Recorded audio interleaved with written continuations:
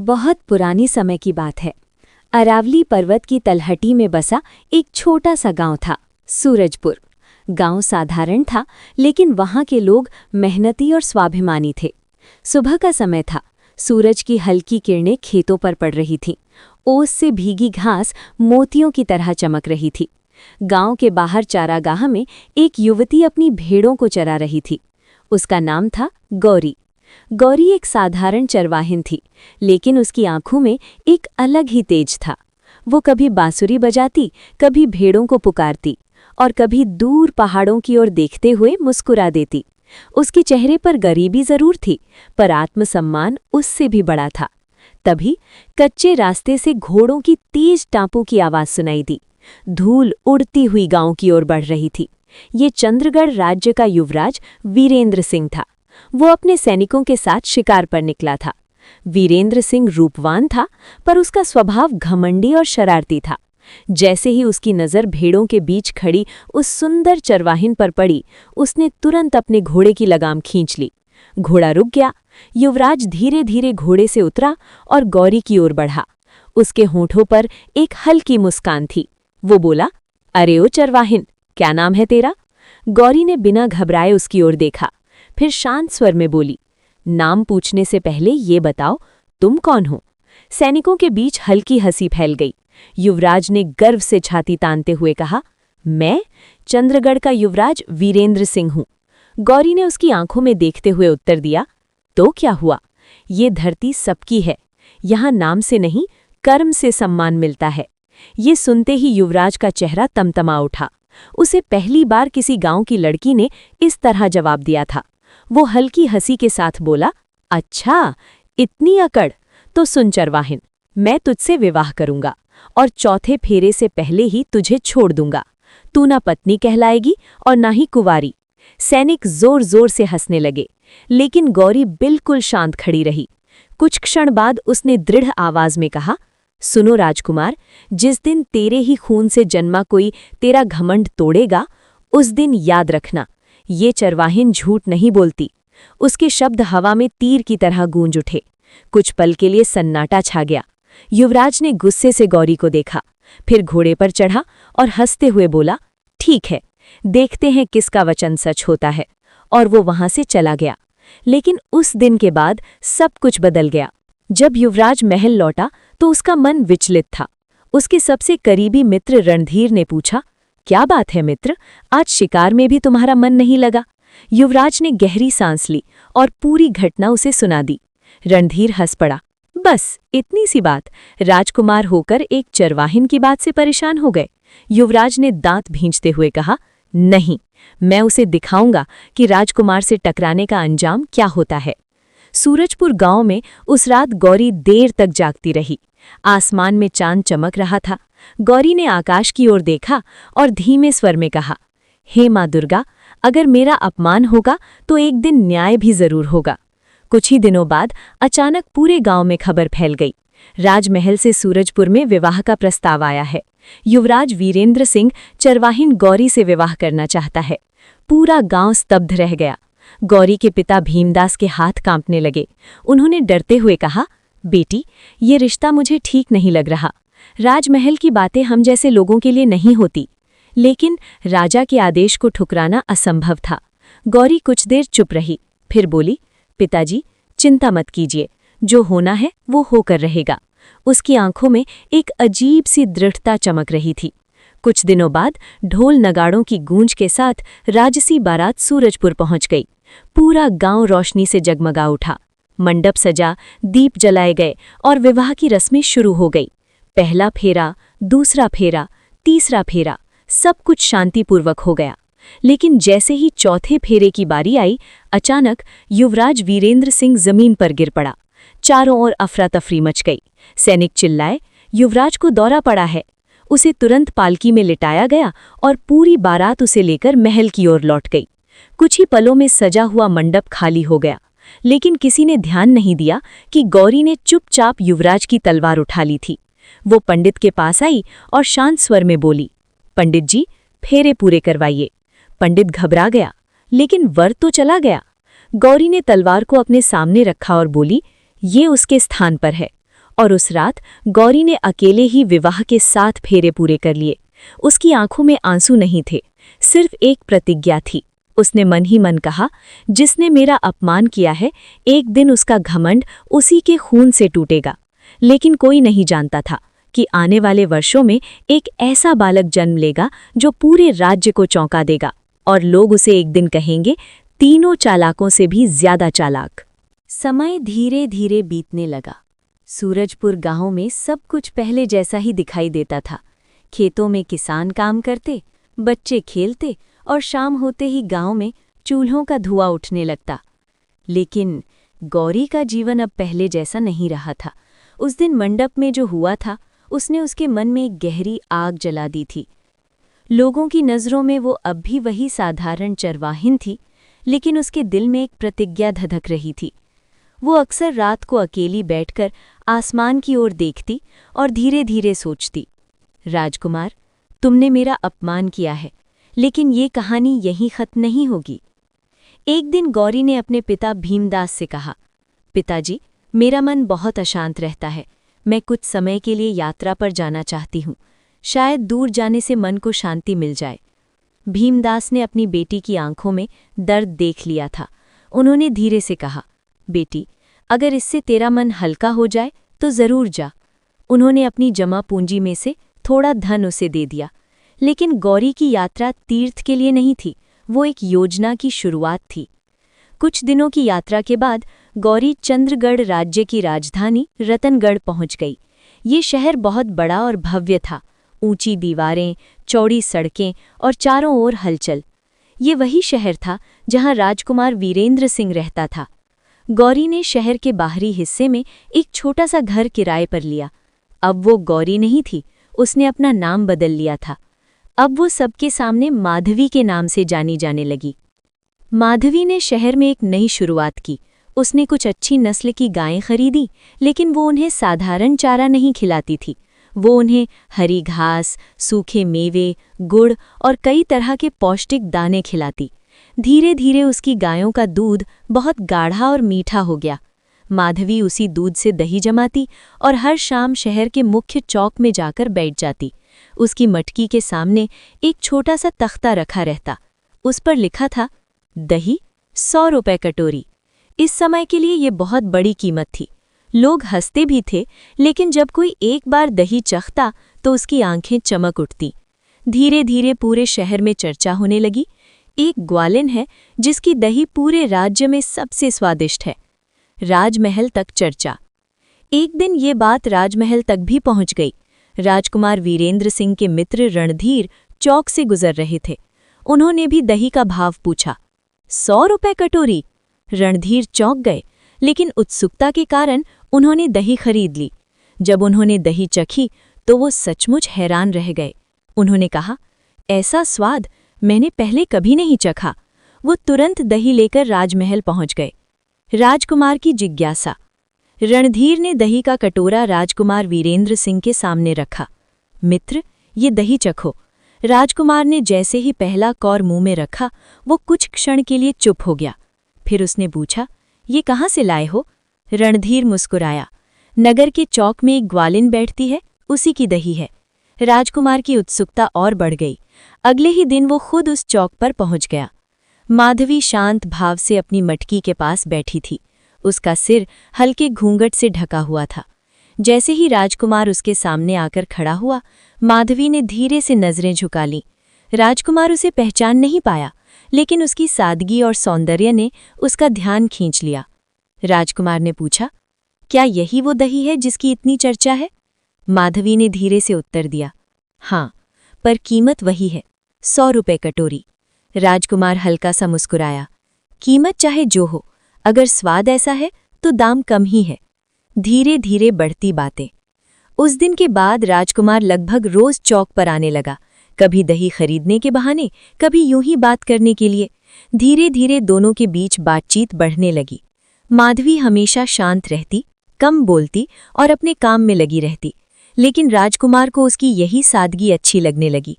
उसे ये भी नहीं पता था कि जिस लड़की के साथ वो बैठकर हंस रहा है, वो वही चरवाहिन है जिसे उसने कभी अपमानित किया था। एक अनजाना रिश्ता। समय बीतता गया। एक दिन माधवी ने राजकुमार से कहा, आप रोज यहाँ आते हैं, अगर चाहें तो कभी मेरे घर भी आ सकते हैं। राजकुमार ने तुरंत हामी भर दी। उस दिन से राजकुमार अक्सर गुप्त रूप से माधवी के घर जाने लगा। दोनों के बीच एक ऐसा रिश्ता बन गया जिसका सच सिर्फ माधवी जानती थी, और वो हर पल याद रखती थी कि ये रिश्ता प्रेम का नहीं, एक प्रतिज्ञा का हिस्सा है।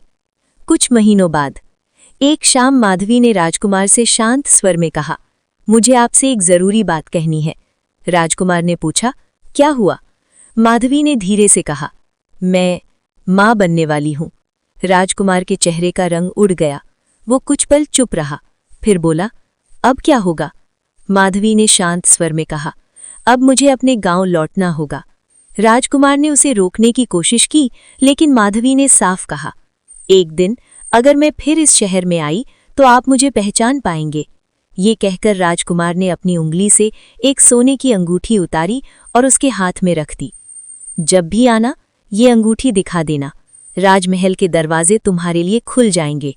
माधवी ने चुपचाप वो अंगूठी ले ली और कुछ ही दिनों बाद वो चुपचाप रतनगढ़ छोड़कर सूरजपुर लौट आई।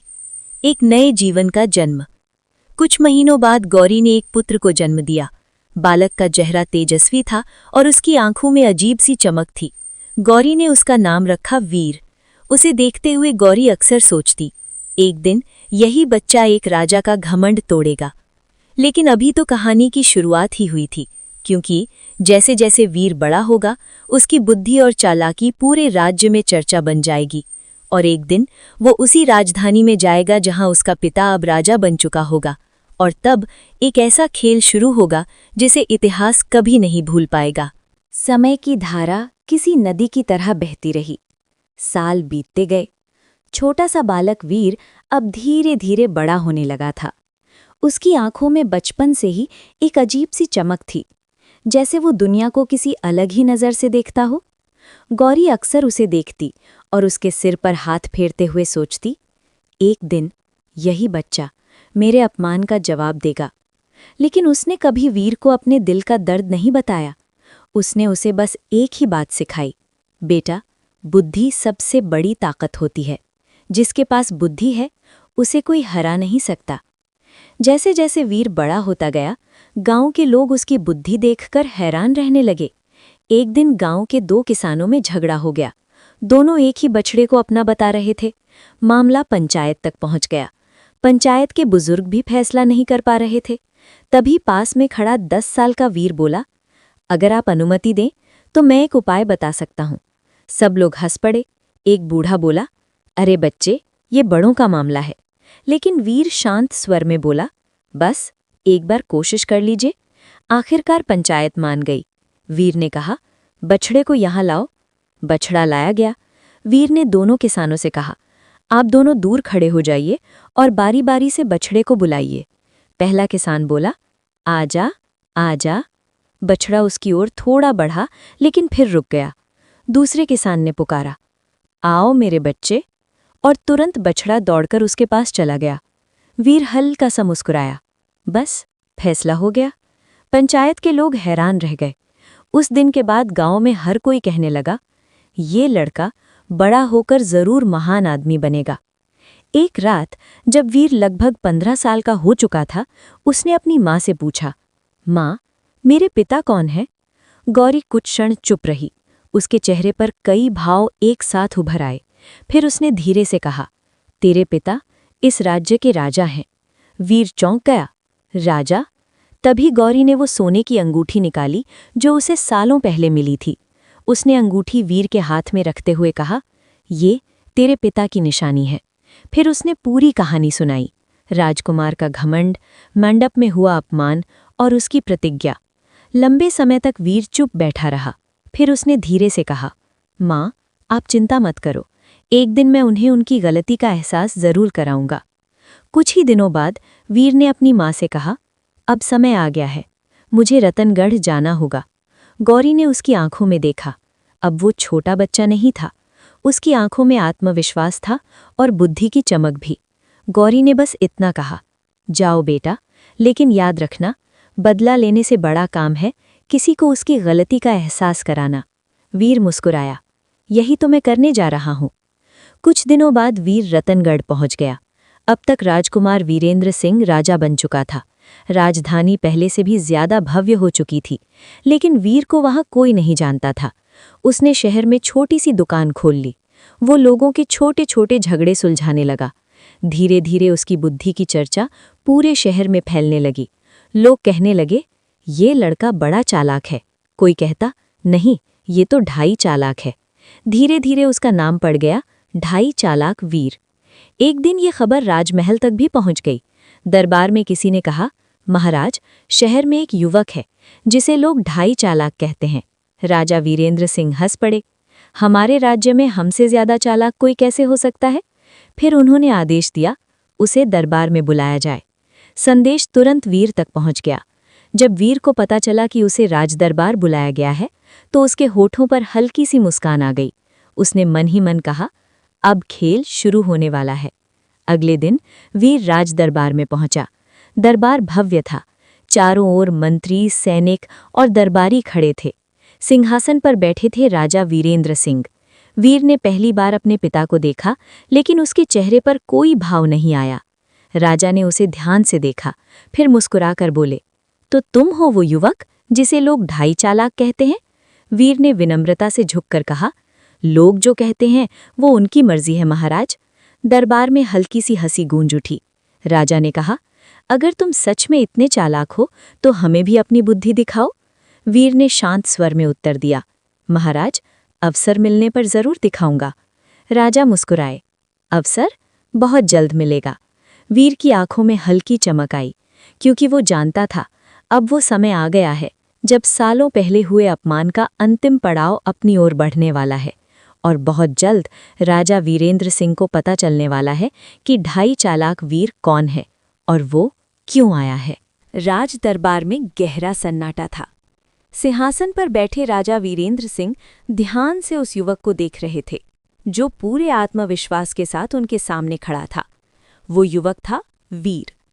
दरबारियों के बीच धीमी धीमी फुसफुसाहट हो रही थी। यही है वो लड़का जिसे लोग ढाई चालाक कहते हैं। राजा हल्के से मुस्कुराए, तो युवक, लोग कहते हैं कि तुम बहुत चालाक हो। वीर ने विनम्रता से सिर झुकाया, महाराज, मैं तो बस अपनी बुद्धि का उपयोग करता हूँ। राजा ने हल्की हंसी के साथ कहा, अच्छा, तो आज तुम्हारी बुद्धि की परीक्षा होगी। राजा ने अपने मंत्री को इशारा किया। मंत्री तुरंत एक बड़ी थाली लेकर आए। थाली में एक बड़ा सा कद्दू रखा था। राजा बोले, अगर तुम इतने ही चालाक हो तो बिना काटे इस कद्दू के अंदर से बीज निकाल कर दिखाओ। दरबार में हल्की हंसी गूंज उठी। सबको लगा ये असंभव है, लेकिन वीर बिल्कुल शांत खड़ा रहा। उसने कद्दू को ध्यान से देखा और फिर बोला, महाराज, क्या मुझे एक दिन का समय मिल सकता है? राजा ने कहा, मिल सकता है। अगले दिन वीर फिर दरबार में आया। उसके हाथ में वही कद्दू था, लेकिन कद्दू हिलाने पर उसके अंदर से आवाज आ रही थी। राजा ने हैरानी से पूछा, ये क्या है?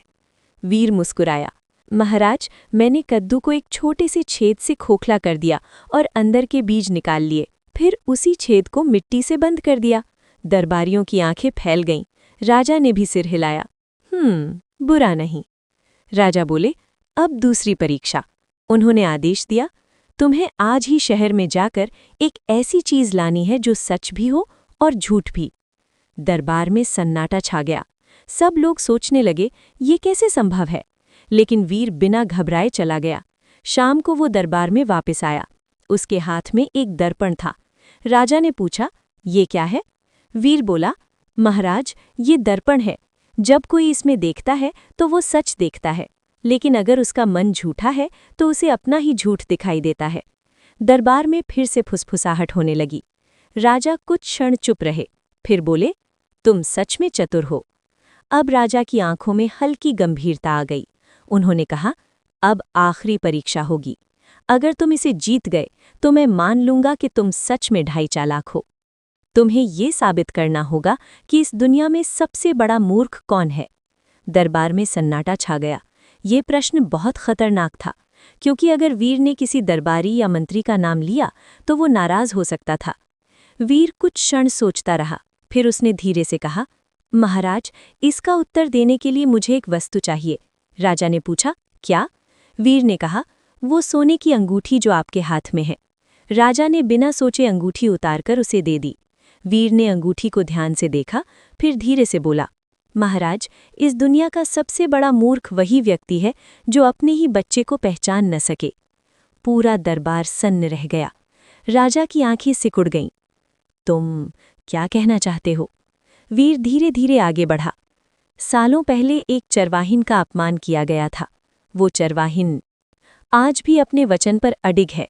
फिर उसने वो सोने की अंगूठी राजा के सामने रख दी, और ये अंगूठी उस दिन की गवाही है। राजा की चेहरे का रंग उड़ गया। उनकी आंखों में अचानक पहचान की चमक आ गई। ये अंगूठी? वीर ने शांत स्वर में कहा, हाँ महाराज, मैं वही पुत्र हूँ जिसे आपने कभी स्वीकार नहीं किया। दरबार में हर कोई स्तब्ध था। राजा धीरे धीरे सिंहासन से उठ खड़े हुए। उनकी आवाज़ कांप रही थी। क्या तुम्हारी माँ का नाम गौरी है? वीर ने सिर झुका दिया। जी महाराज। कुछ क्षण तक पूरा दरबार बिल्कुल शांत रहा। फिर राजा धीरे धीरे वीर के पास आए। उन्होंने पहली बार उसे गौर से देखा। उसकी आंखें, उसका चेहरा, सब कुछ उन्हें अपने जैसा लग रहा था। राजा की आंखों में पछतावे की नमी आ गई। उन्होंने कहा, मैंने जीवन में बहुत गलतियां की हैं, लेकिन सबसे बड़ी गलती मैंने तुम्हारी माँ के साथ की। उन्होंने वीर के कंधे पर हाथ रखा। अगर संभव हो तो मुझे क्षमा कर दो। वीर ने कुछ क्षण उन्हें देखा, फिर शांत स्वर में बोला, महाराज, मैं बदला लेने नहीं आया था। मैं सिर्फ आपको आपकी गलती दिखाने आया था। राजा की आंखों से आंसू बहने लगे। कुछ दिनों बाद राजा खुद सूरजपुर गांव पहुंचे। पूरा गांव हैरान था। राजा सीधे गौरी के घर पहुंचे। गौरी दरवाजे पर खड़ी थी। सालों बाद राजा और गौरी आमने सामने थे। राजा ने धीरे से कहा, गौरी, मैंने तुम्हारे साथ बहुत बड़ा अन्याय किया था। आज मैं उसी गलती को सुधारने आया हूं। फिर उन्होंने पूरे गांव के सामने घोषणा की, गौरी मेरे पुत्र वीर की माता है और वीर इस राज्य का युवराज होगा। गांव में खुशी की लहर दौड़ गई। गौरी की आंखों में आंसू थे, लेकिन इस बार वे दुख के नहीं, सम्मान के आंसू थे। समय के साथ वीर एक बुद्धिमान और न्यायप्रिय राजा बना। लोग उसे दूर दूर तक जानते थे, लेकिन वो हमेशा अपनी माँ की एक बात याद रखता था, बुद्धि सबसे बड़ी ताकत है। और इसी बुद्धि ने एक दिन एक राजा के घमंड को तोड़ दिया और एक चरवाहिन की प्रतिज्ञा को सच्चाई में बदल दिया।